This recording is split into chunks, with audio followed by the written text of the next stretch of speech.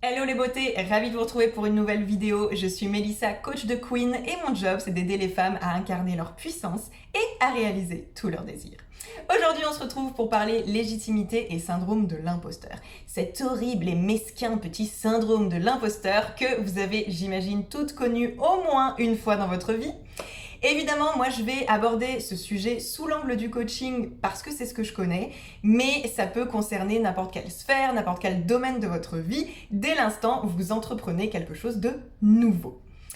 Je vous replante le décor. Il y a 15 jours, j'ai publié sur mes réseaux sociaux un post et un live sur l'échec, dans lequel je vous raconte comment j'ai surmonté mon dernier lancement, où je n'ai eu aucune cliente.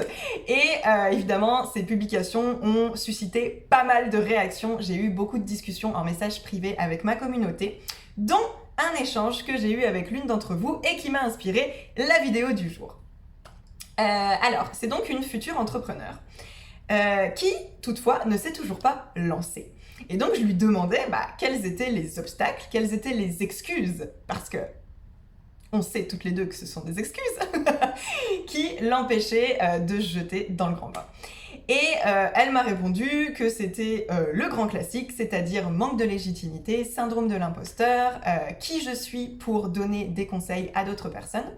Et elle me dit que d'ailleurs, elle trouve ça très cool que moi, en fait, j'ai eu le courage de me lancer et d'accompagner des gens, sachant que je n'avais pas fait d'école de coaching. Et elle termine en me disant qu'elle pense justement faire une école de coaching pour se rassurer et pour se mettre sur les rails. Alors, première chose, bien entendu, je lui ai demandé de réfléchir et d'être très très honnête avec elle-même sur ce besoin de faire une école de coaching. Alors, deux possibilités, soit ce désir est motivé par vraiment une envie réelle, t'as vraiment envie de faire cette école, t'as envie d'apprendre le coaching, d'avoir les bases, c'est quelque chose qui t'appelle. Ou, deuxième possibilité, ce besoin, tu te l'es créé toute seule comme une grande et il est motivé par tes peurs, tes croyances limitantes et c'est un prétexte supplémentaire pour repousser l'échéance. Vous voyez un petit peu la différence entre les deux. Donc, effectivement, je n'ai pas fait d'école de coaching, je n'ai pas de diplôme de coaching. Alors, moi ce que j'ai fait, c'est une école de coaching en images. Alors, j'ai eu quand même forcément quelques bases puisqu'on avait un module sur le coaching. Je connais en fait la posture de coach, je sais me mettre dans cette posture. J'y reste jamais très longtemps, mais ça, c'est une autre histoire. Et avant, j'étais orthophoniste. Donc, si vous voulez, moi, toute ma vie, j'ai accompagné des gens. Donc, avec le petit socle de coaching que j'avais eu dans mon école et le fait que je sache accompagner des gens, eh ben, je me suis sentie capable de le faire sans diplôme. Et ça m'a permis de me lancer et d'avoir mes premières clientes. Toutefois, évidemment que plein de fois, j'ai ressenti ce syndrome de l'imposteur. Je me suis beaucoup comparée à des coachs qui, elles, étaient certifiées en me disant que j'étais pas crédible, que j'étais pas légitime par rapport à elles. Mais bon, c'est pas grave. Ça m'a pas empêché de poursuivre mon chemin. Et en fait, à la question qui je suis pour donner des conseils à quelqu'un d'autre, la réponse, elle est très, très simple. À partir du moment où tu as résolu une problématique pour toi, tu es tout à fait en capacité de donner ces conseils-là à quelqu'un d'autre pour que, à son tour, cette personne puisse résoudre son problème si elle a la même problématique. Tu vois où je veux en venir? La majorité des coachs et des thérapeutes fonctionnent comme ça. En fait, ils vont aider leurs clients à résoudre un problème qu'ils ont d'abord résolu pour eux-mêmes. Et finalement, rien que ça, ça donne une légitimité, puisque, regarde, je suis la preuve que c'est possible de surmonter ces difficultés. Je suis la preuve. Il suffit de regarder mon parcours et mes offres. Et tu vas pouvoir, en fait, vraiment retracer ma propre expérience, mon propre chemin. J'ai commencé par lancer un coaching sur l'acceptation du corps, l'acceptation de soi, l'amour de soi, parce que c'est une problématique que moi-même j'avais rencontrée et que j'ai pu résoudre en me faisant coacher. Et donc ensuite, je me suis dit, maintenant que je l'ai résolu pour moi-même, mais ces conseils-là, je ne vais pas les garder pour moi. Je vais les partager avec mes clientes et les aider à leur tour à s'aimer et à accepter leur corps. Ensuite, il y a eu le féminin sacré.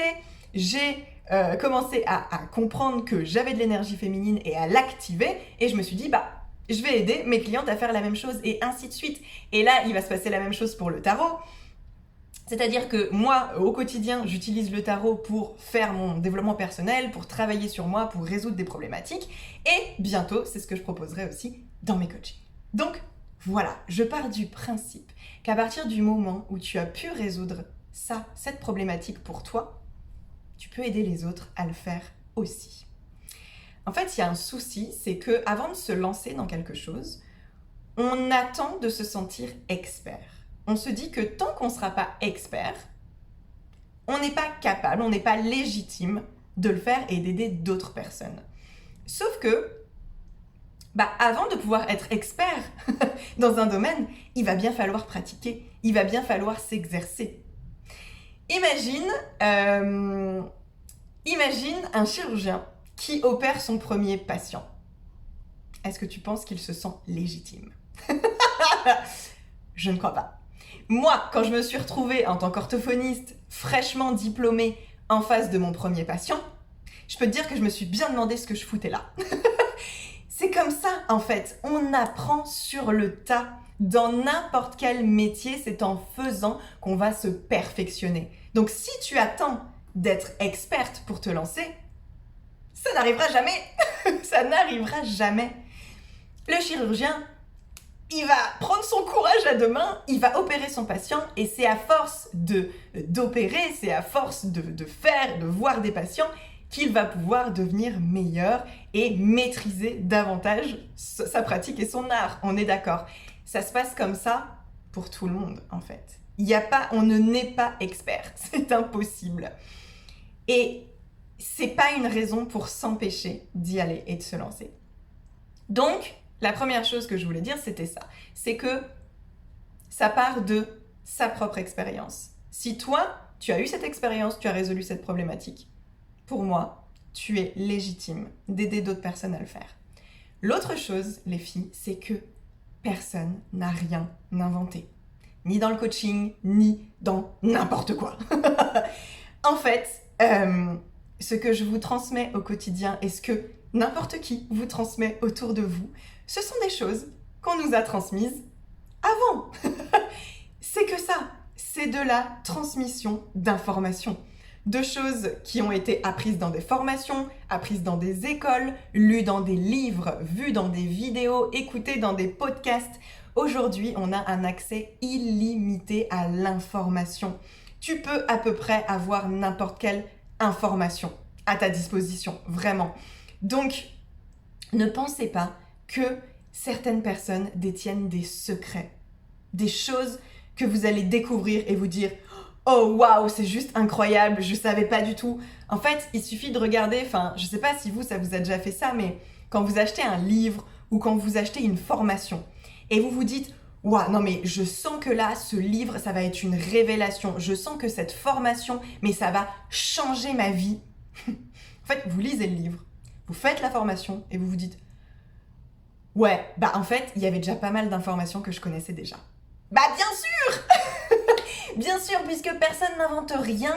Personne n'a la science infuse, le savoir absolu. Ce sont que des choses qu'on sait déjà ou qu'on va nous transmettre. Mais ces personnes qui nous le transmettent, il y a des personnes qui l'auront transmis et ainsi de suite. Vous voyez ce que je veux dire ?